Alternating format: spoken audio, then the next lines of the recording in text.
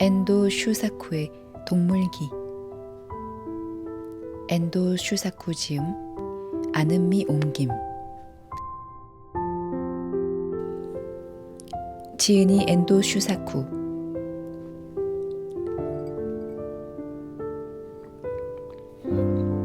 제1장. 개는 인생의 짝꿍. 오직 한 명의 말벗.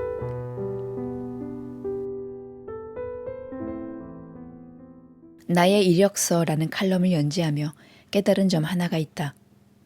내 인생에서 빼놓고 이야기할 수 없는 존재가 있다는 것. 바로 동물이다. 이제껏 기른 개나 고양이, 새들 말이다. 소년 시절 누구나 그렇겠지만 개는 친구였고 때론 친구 이상으로 특별한 짝꿍이었다. 만주 다리엔에 살던 무렵 우리 집에는 검둥이란 만주견이 있었다. 만주견이라 그런지 털은 새까맣고 혀는 보랏빛이었다. 당시 나는 학교가 끝나면 집까지 형처럼 후딱후딱 걸어가지 않았다.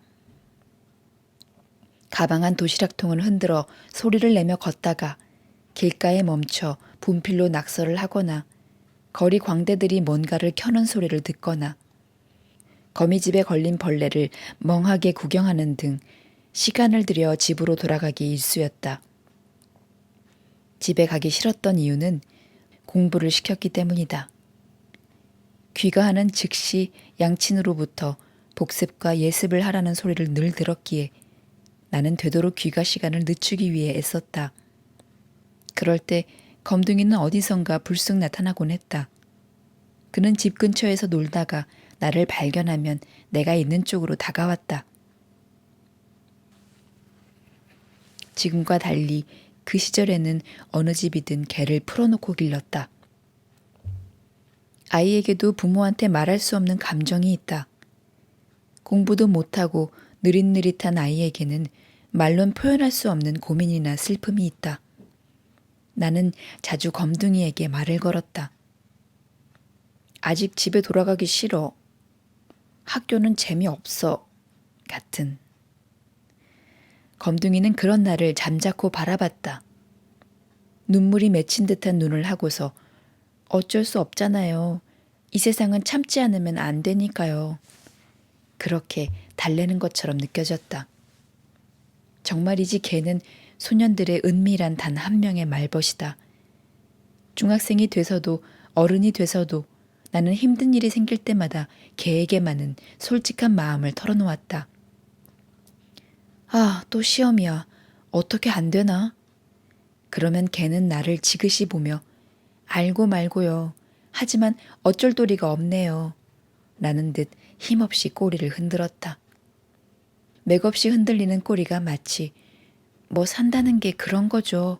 라고 말하는 것 같았다. 중학교를 다닐 때다. 비 오는 날 숲속에서 누군가가 목을 매달았다. 경찰이 오기까지 수십 명의 사람이 소란을 피우는 와중에도 숲 입구에 그가 기르던 개 한 마리가 꼼짝 않고 앉아 있었다. 등교하는 길에 지나가다 본 앞다리에 머리를 올리고 주인이 죽은 숲을 바라보던 그 개의 눈을 지금도 잊지 못한다. 개란 그런 동물이다. 스스로의 의지로 세례를 받은 건 아니지만 나는 그 숲에 있던 개의 눈이 인간을 보는 예수의 눈과 겹쳐 보인다. 작은 새도 마찬가지다.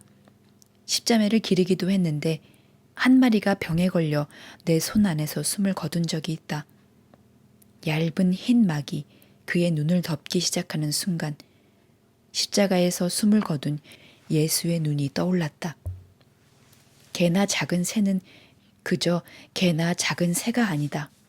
우리를 감싸고 또 우리를 멀리서 지켜주는 존재의 작은 투영이다. 나는 점차 그렇게 생각하게 됐다. 검둥이와의 이별. 도쿄에 눈이 부슬부슬 내리던 밤, 밖에서 식사를 마친 나는 하나부샤야마의 작업실에 돌아와 난방을 켠 뒤 왠지 모르게 신약 성서를 펼쳐들었다. 우연히 넘긴 책장은 반로마 운동의 선동자로 몰려 포박된 예수가 대제사장 카야파의 관저에서 재판받는 밤의 이야기였다. 체포당한 스승을 비겁하게 버려두고 제자 모두가 도망치지만 오직 한 명 베드로만이 자책감을 건디지 못하고 카야파의 저택에 몰래 숨어든다. 그러다 그를 보고 수상히 여긴 하녀의 질문에 예수를 알지 못하오 라며 관계를 부인한다. 그때 재판을 끝낸 예수가 묶인 채 저택 밖에서 자신을 버린 제자 베드로를 뒤돌아본다. 이 장면은 성서 가운데서도 좋아하는 대목이다. 그 직후 베드로는 자신의 약함에 오열하는데 난 그 심정이 너무나도 잘 이해된다. 동시에 자기를 버린 베드로를 향한 예수의 슬픔과 괴로움이 행간에서 전해져 온다. 밖에는 여전히 푸슬푸슬한 눈이 흩날린다. 눈이 내리면 평소에도 조용한 작업실의 밤이 한층 더 고요해진다. 정적이 흐르는 가운데 문득 소년 시절에 겪은 이별을 떠올렸다. 내가 다렌에서 소학교 3학년을 다니던 때의 일이다. 그즈음 양친의 사이가 차츰 나빠져 이제껏 즐거웠던 가정이 저물녘 갑작스럽게 해가 기운 것처럼 어두웠다. 소년이었던 그때는 이유를 전혀 알지 못했다. 다만 그저 당혹스러워 숨죽인 채 하루하루를 보냈다. 아버지가 상냥하게 대해주면 어머니를 배신하는 듯한 기분이 들었고 어머니에게 응석을 부리면 아버지를 거스르는 것 같아 신경이 쓰였다. 그렇다고 친구들이나 선생님에게 마음의 고통을 상담할 수는 없었다. 말한들 또래 아이들이 이해할 리 만무했다. 학교를 가고 오는 길, 항상 내 곁을 어슬렁어슬렁 따라다니던 검둥이. 어두컴컴한 집에 들어가기 싫어 내가 언제까지나 담에 낙서를 하거나 거미집을 엿보고 있으면 그도 멈춰 서서 하품을 하거나 다리로 귀를 긁으며 기다렸다. 집에 가고 싶지 않아. 검둥이한테만은 나의 슬픔을 털어놨다. 어째서 이렇게 된 걸까? 그는 눈물 어린 눈으로 지그시 바라보며 대답했다. 어쩔 수 없어요. 인생이란 그런 거니까요.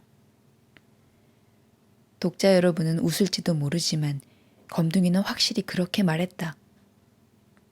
달리 말동무가 없는 어린아이에게 있어 그 개만이 슬픔을 숨김없이 이야기하는 상대이자 위로해주는 친구였다. 다렌의 겨울이 끝나고 아카시아 꽃이 피는 봄이 왔을 무렵 양친의 별거가 정해졌고 어머니는 나와 형을 데리고 일본으로 돌아가기로 했다. 이별하는 날 다렌 부두로 가기 위해 우리는 마차에 올랐다. 검둥이는 뒤를 돌아보는 나를 끝없이 뒤쫓았다. 왜 내가 자신을 버려두고 떠나는지 도무지 이해가 안 가는 모양이었다. 그는 마차가 길을 돌아 달려가도 끈질기게 뒤따라오더니 이윽고 체념하며 멈춰섰다.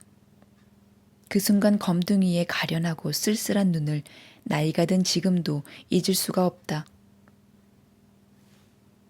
오직 한 명의 친구였던 나에게 버림을 받으리라고 그는 생각조차 못했으리라. 신약 성서를 읽고 자신을 버린 베드로를 뒤돌아 바라보는 예수를 상상하면서 왜 그런지 검둥이의 쓸쓸한 눈이 떠올랐다. 그와의 이별은 소년 시절에 내가 맛본 최초의 이별이었고 늙은 지금에는 인생의 소중하디 소중한 추억이 됐다.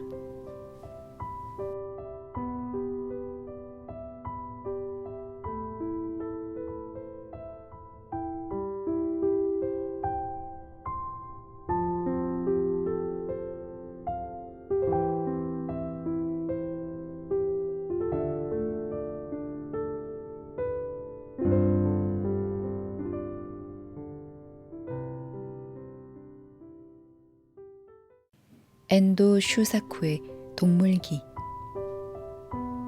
엔도 슈사쿠 지음, 아는미 옮김. 지은이 엔도 슈사쿠.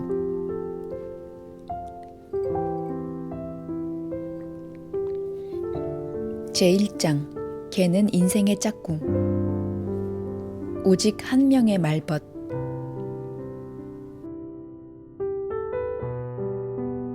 나의 이력서라는 칼럼을 연재하며 깨달은 점 하나가 있다. 내 인생에서 빼놓고 이야기할 수 없는 존재가 있다는 것. 바로 동물이다. 이제껏 기른 개나 고양이, 새들 말이다. 소년 시절 누구나 그렇겠지만 개는 친구였고 때론 친구 이상으로 특별한 짝꿍이었다. 만주 다리엔에 살던 무렵 우리 집에는 검둥이란 만주견이 있었다.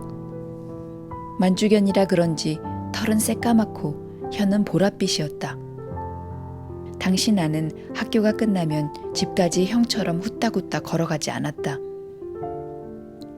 가방 안 도시락통을 흔들어 소리를 내며 걷다가 길가에 멈춰 분필로 낙서를 하거나 거리 광대들이 뭔가를 켜는 소리를 듣거나 거미집에 걸린 벌레를 멍하게 구경하는 등 시간을 들여 집으로 돌아가기 일쑤였다. 집에 가기 싫었던 이유는 공부를 시켰기 때문이다. 귀가하는 즉시 양친으로부터 복습과 예습을 하라는 소리를 늘 들었기에 나는 되도록 귀가 시간을 늦추기 위해 애썼다. 그럴 때 검둥이는 어디선가 불쑥 나타나곤 했다. 그는 집 근처에서 놀다가 나를 발견하면 내가 있는 쪽으로 다가왔다. 지금과 달리 그 시절에는 어느 집이든 개를 풀어놓고 길렀다. 아이에게도 부모한테 말할 수 없는 감정이 있다. 공부도 못하고 느릿느릿한 아이에게는 말론 표현할 수 없는 고민이나 슬픔이 있다. 나는 자주 검둥이에게 말을 걸었다. 아직 집에 돌아가기 싫어. 학교는 재미없어. 같은. 검둥이는 그런 나를 잠자코 바라봤다. 눈물이 맺힌 듯한 눈을 하고서 어쩔 수 없잖아요. 이 세상은 참지 않으면 안 되니까요. 그렇게 달래는 것처럼 느껴졌다. 정말이지 개는 소년들의 은밀한 단 한 명의 말벗이다. 중학생이 돼서도 어른이 돼서도 나는 힘든 일이 생길 때마다 개에게만은 솔직한 마음을 털어놓았다. 아, 또 시험이야. 어떻게 안 되나? 그러면 개는 나를 지그시 보며 알고 말고요. 하지만 어쩔 도리가 없네요. 라는 듯 힘없이 꼬리를 흔들었다. 맥없이 흔들리는 꼬리가 마치 뭐 산다는 게 그런 거죠. 라고 말하는 것 같았다. 중학교를 다닐 때다. 비 오는 날 숲속에서 누군가가 목을 매달았다. 경찰이 오기까지 수십 명의 사람이 소란을 피우는 와중에도 숲 입구에 그가 기르던 개 한 마리가 꼼짝 않고 앉아 있었다. 등교하는 길에 지나가다 본 앞다리에 머리를 올리고 주인이 죽은 숲을 바라보던 그 개의 눈을 지금도 잊지 못한다. 개란 그런 동물이다. 스스로의 의지로 세례를 받은 건 아니지만 나는 그 숲에 있던 개의 눈이 인간을 보는 예수의 눈과 겹쳐 보인다. 작은 새도 마찬가지다. 십자매를 기르기도 했는데 한 마리가 병에 걸려 내 손 안에서 숨을 거둔 적이 있다. 얇은 흰 막이 그의 눈을 덮기 시작하는 순간 십자가에서 숨을 거둔 예수의 눈이 떠올랐다. 개나 작은 새는 그저 개나 작은 새가 아니다. 우리를 감싸고 또 우리를 멀리서 지켜주는 존재의 작은 투영이다. 나는 점차 그렇게 생각하게 됐다. 검둥이와의 이별. 도쿄에 눈이 부슬부슬 내리던 밤, 밖에서 식사를 마친 나는 하나부샤야마의 작업실에 돌아와 난방을 켠 뒤 왠지 모르게 신약 성서를 펼쳐들었다. 우연히 넘긴 책장은 반로마 운동의 선동자로 몰려 포박된 예수가 대제사장 카야파의 관저에서 재판받는 밤의 이야기였다. 체포당한 스승을 비겁하게 버려두고 제자 모두가 도망치지만 오직 한 명 베드로만이 자책감을 건지지 못하고 카야파의 저택에 몰래 숨어든다. 그러다 그를 보고 수상히 여긴 하녀의 질문에 예수를 알지 못하오 라며 관계를 부인한다. 그때 재판을 끝낸 예수가 묵힌 채 저택 밖에서 자신을 버린 제자 베드로를 뒤돌아본다. 이 장면은 성서 가운데서도 좋아하는 대목이다. 그 직후 베드로는 자신의 약함에 오열하는데 난 그 심정이 너무나도 잘 이해된다. 동시에 자기를 버린 베드로를 향한 예수의 슬픔과 괴로움이 행간에서 전해져 온다. 밖에는 여전히 푸슬푸슬한 눈이 흩날린다. 눈이 내리면 평소에도 조용한 작업실의 밤이 한층 더 고요해진다. 정적이 흐르는 가운데 문득 소년 시절에 겪은 이별을 떠올렸다. 내가 다렌에서 소학교 3학년을 다니던 때의 일이다. 그 즈음 양친의 사이가 차츰 나빠져 이제껏 즐거웠던 가정이 저물녘 갑작스럽게 해가 기운 것처럼 어두웠다. 소년이었던 그때는 이유를 전혀 알지 못했다. 다만 그저 당혹스러워 숨죽인 채 하루하루를 보냈다. 아버지가 상냥하게 대해주면 어머니를 배신하는 듯한 기분이 들었고 어머니에게 응석을 부리면 아버지를 거스르는 것 같아 신경이 쓰였다. 그렇다고 친구들이나 선생님에게 마음의 고통을 상담할 수는 없었다. 말한들 또래 아이들이 이해할 리 만무했다. 학교를 가고 오는 길 항상 내 곁을 어슬렁어슬렁 따라다니던 검둥이. 어두컴컴한 집에 들어가기 싫어 내가 언제까지나 담에 낙서를 하거나 거미집을 엿보고 있으면 그도 멈춰 서서 하품을 하거나 다리로 귀를 긁으며 기다렸다. 집에 가고 싶지 않아. 검둥이한테만은 나의 슬픔을 털어놨다. 어째서 이렇게 된 걸까? 그는 눈물 어린 눈으로 지그시 바라보며 대답했다. 어쩔 수 없어요. 인생이란 그런 거니까요. 독자 여러분은 웃을지도 모르지만 검둥이는 확실히 그렇게 말했다. 달리 말동무가 없는 어린아이에게 있어 그 개만이 슬픔을 숨김없이 이야기하는 상대이자 위로해주는 친구였다. 다렌의 겨울이 끝나고 아카시아 꽃이 피는 봄이 왔을 무렵 양친의 별거가 정해졌고 어머니는 나와 형을 데리고 일본으로 돌아가기로 했다. 이별하는 날 다렌 부두로 가기 위해 우리는 마차에 올랐다. 검둥이는 뒤를 돌아보는 나를 끝없이 뒤쫓았다. 왜 내가 자신을 버려두고 떠나는지 도무지 이해가 안 가는 모양이었다. 그는 마차가 길을 돌아 달려가도 끈질기게 뒤따라오더니 이윽고 체념하며 멈춰섰다. 그 순간 검둥이의 가련하고 쓸쓸한 눈을 나이가 든 지금도 잊을 수가 없다. 오직 한 명의 친구였던 나에게 버림을 받으리라고 그는 생각조차 못했으리라. 신약 성서를 읽고 자신을 버린 베드로를 뒤돌아 바라보는 예수를 상상하면서 왜 그런지 검둥이의 쓸쓸한 눈이 떠올랐다. 그와의 이별은 소년 시절에 내가 맛본 최초의 이별이었고 늙은 지금에는 인생의 소중하디 소중한 추억이 됐다.